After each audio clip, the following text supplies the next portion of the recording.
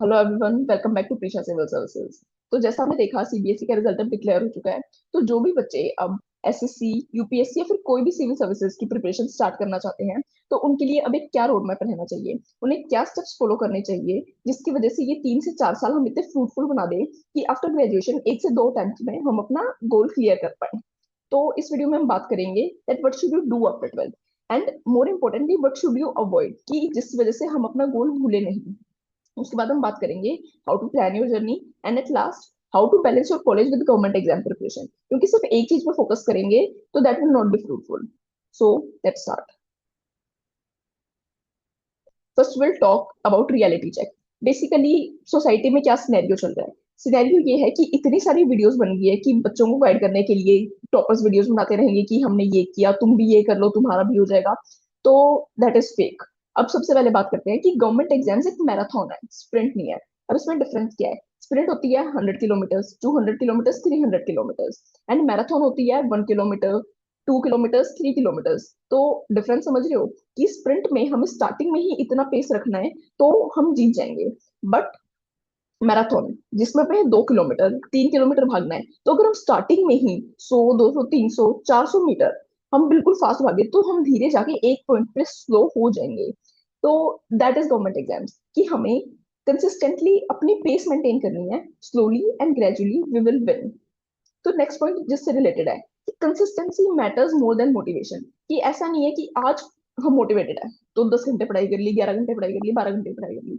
That is good, being motivated, but consistency matter करनी चाहिए। ऐसा नहीं है कि हमें अपनी वो लिमिट्स पता होनी चाहिए कि आज हमने 11 घंटे पढ़ लिया, 12 घंटे पढ़ लिया, फिर नेक्स्ट डे हम 1 घंटा भी नहीं पढ़ पा रहे हैं, 2 घंटा भी नहीं पढ़ पा रहे हैं, तो that is a complete waste of time. तो इसीलिए कंसिस्टेंट रहो। 8 घंटे पढ़ो, 7 घंटे पढ़ो, 6 घंटे पढ़ो, बट रोज पढ़ो। अब आफ्टर 12th हम इतना टाइम डिवोट कर सकते हैं कि 7 में से 5 डेज हम पढ़ रहे हैं और हम अराउंड 5 to 6 आवर्स अपना निकाल पा रहे हैं, या फिर 4 आवर्स या 5 hours. That is enough. But ये तभी वो रहेगा, फ्रूटफुल रहेगा, जब हम कंसिस्टेंट रहेंगे, जब हम रोज पढ़ रहे हैं। So this is the most important, consistency. अब उसके बाद blind hard work is useless without direction. अब ऐसा नहीं है कि इस एग्जाम में हम इंटीग्रेशन डिफरेंशिएशन सॉल्व करने बैठे हैं कि हम तो हार्डवर्क कर रहे हैं, इतना डिफिकल्ट कर रहे हैं, ऐसा कर रहे हैं, क्योंकि उसका कोई सेंस ही नहीं है।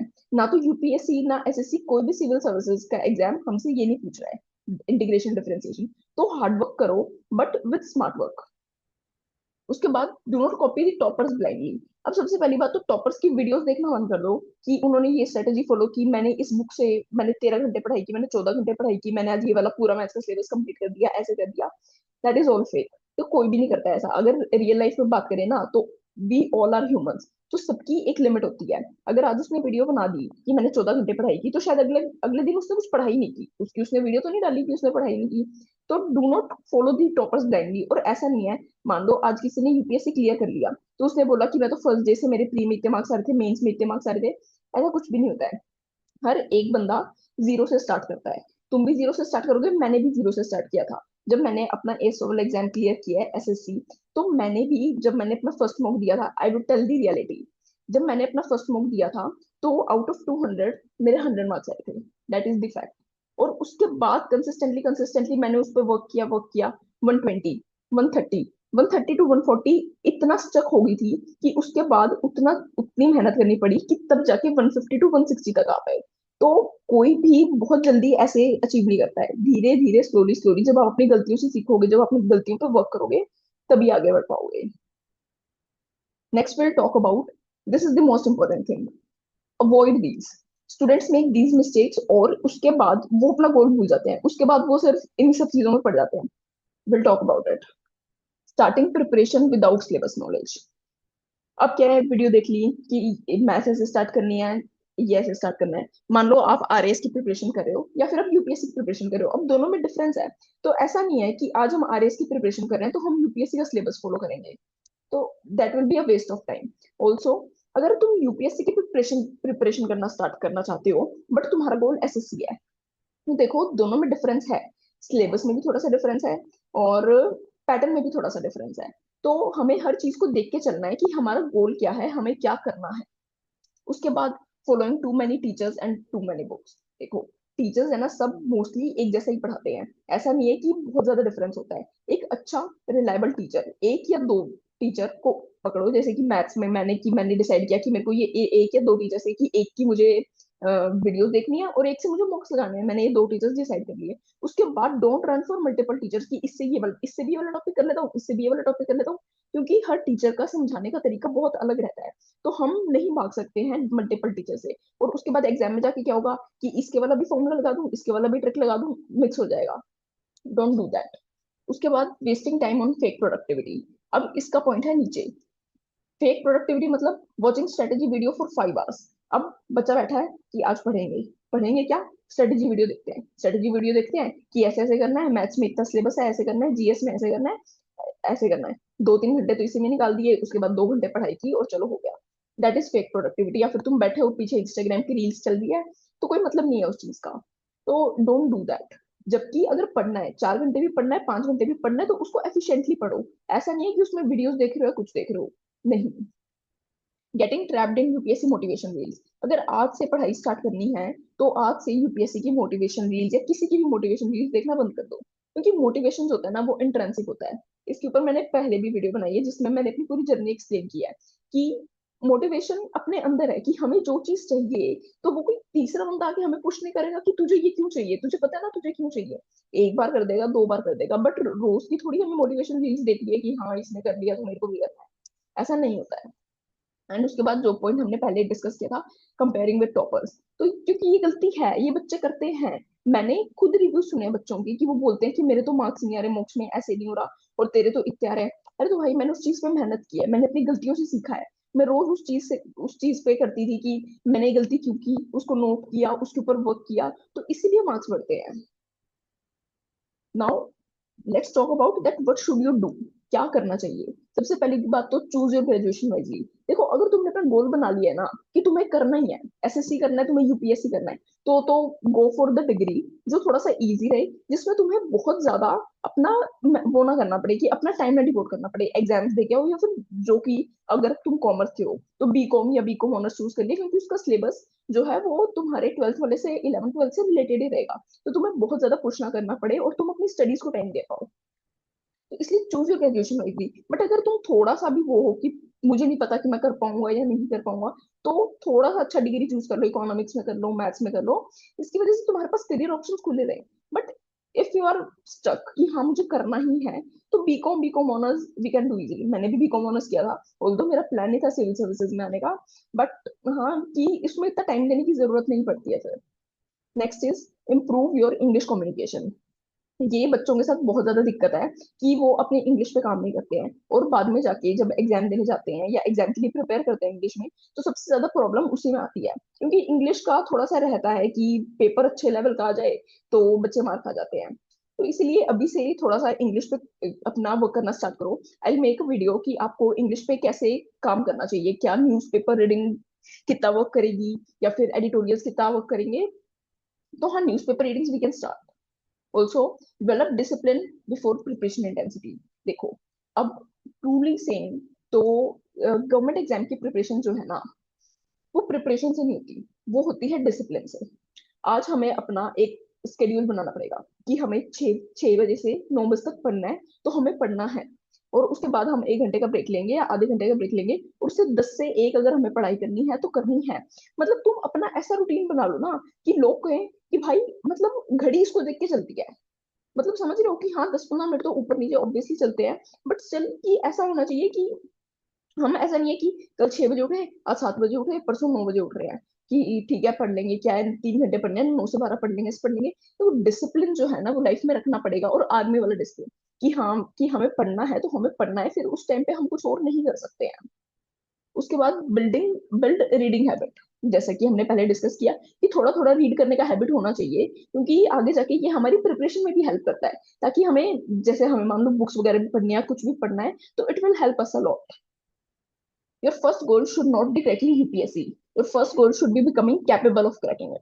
देखो यूपीएससी ना, यूपीएससी है या एसएससी है या कोई भी सिविल सर्विसेज एग्जाम है, अगर तुम बाद में जॉब में भी जाते हो ना, तो वो एक डिसिप्लिन मांगता है। अगर वो बोल रहा है तुम्हें 9 बजे आने का, तो तुम्हें 9 बजे आना पड़ेगा। तुम वहां पे ये बहस नहीं कर सकते हो कि तुम मैं तो 9:10 पे तो आया हूँ या 9:05 पे तो आया हूँ, 9:02 पे आया हूँ। तुम्हारी सैलरी हाफ हो जाएगी, वो बात तुम्हें भी पता है, जहाँ पे बायोमेट्रिक लग रहा है।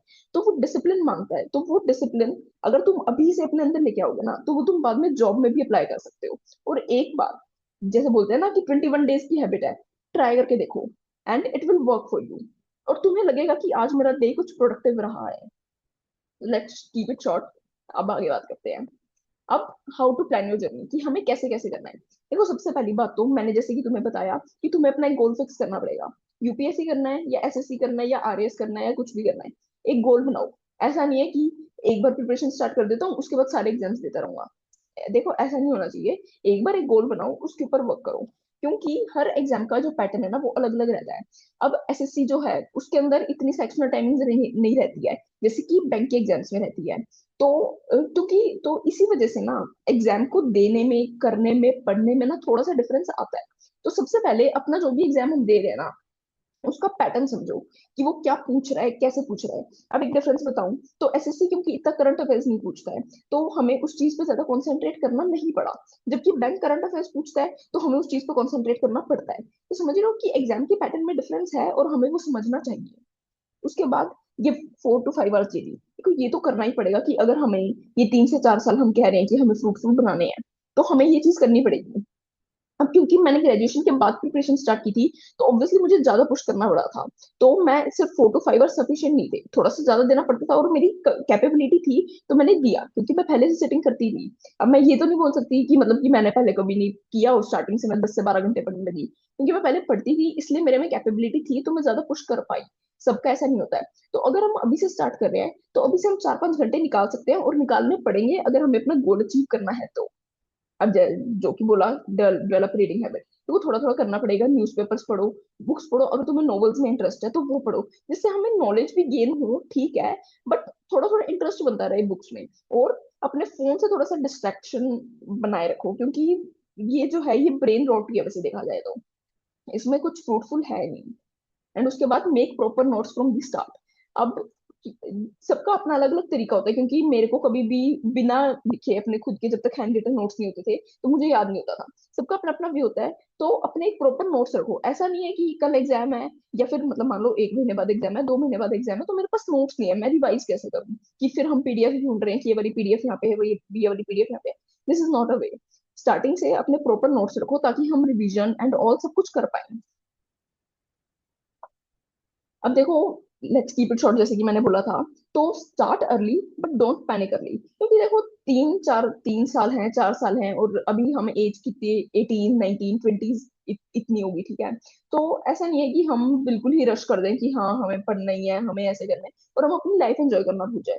ऑनेस्टली टेलिंग, मैंने अपने कॉलेज के 3 साल ऐसे निकाले थे कि मैं कभी भूल नहीं सकती। बेसिकली एंजॉय करके, ठीक है, मैं कभी भूल नहीं सकती इतनी मेमोरेबल मोमेंट्स, इतना सब कुछ। और उसके बाद फिर मुझे वो आना पड़ा कि बिल्कुल लॉकडाउन में कि हाँ अब सब कुछ बंद, ठीक है। तो ऐसा नहीं है, मेमोरीज बनाओ, बिल्कुल बनाओ, बट ऐसा नहीं है कि उस चीज में हम अपनी पढ़ाई को भूल जाए।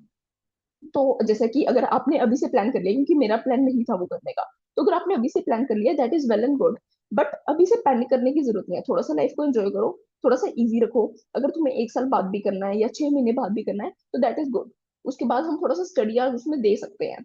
तो पैनिक करने की जरूरत नहीं है, keep it easy, build your self slowly.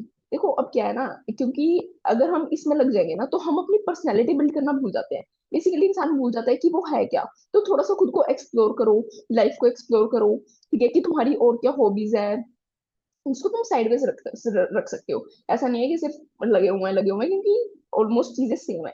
तो पढ़ते रहो, बट बिल्ड योर सेल्फ, ताकि हम उस चीज के लिए प्रिपेयर कर पाए। अब मान लो यूपीएससी का इंटरव्यू देने जा रहे हो, तो थोड़ा सा कॉन्फिडेंस तो बिल्ड होना चाहिए ना। ऐसे नहीं है कि 4-5 साल लॉकडाउन से आए हैं, बिल्कुल बंद कमरे से आए हैं, और उसके बाद इंटरव्यू, तो बोल नहीं पाओगे। बेसिकली वो है, तो अपनी पर्सनैलिटी एक बिल्ड करो।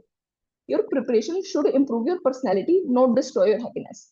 डिप्रेशन में नहीं जाना है कि नहीं हो रहा, ऐसे नहीं हो रहा, वैसे नहीं हो रहा, कीप इट इजी। लाइफ है, लाइफ का एक फेज है, ये जस्ट एक पार्ट है, ये लाइफ नहीं है, तुम्हारी लाइफ इससे कंट्रोल नहीं हो सकती है। तो आई वुड जस्ट सजेस्ट कि इजी रहो एंड एंजॉय द प्रिपरेशन।